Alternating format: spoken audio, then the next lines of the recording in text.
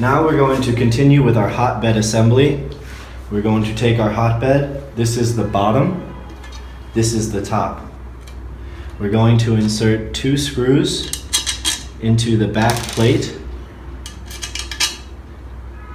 And then we are going to take a spring, fix it onto and hold it onto the screw.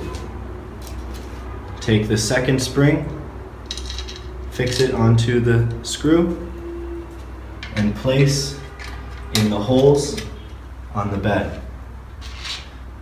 Take your next 2 screws, place into the holes.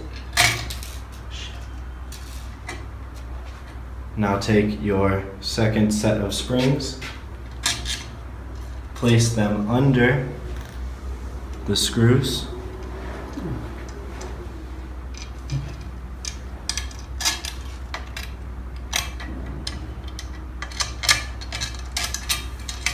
Like this.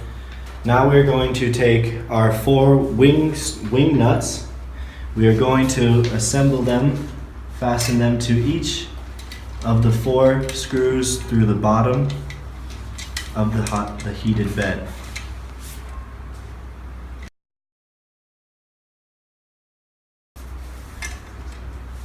I might suggest that you use the screw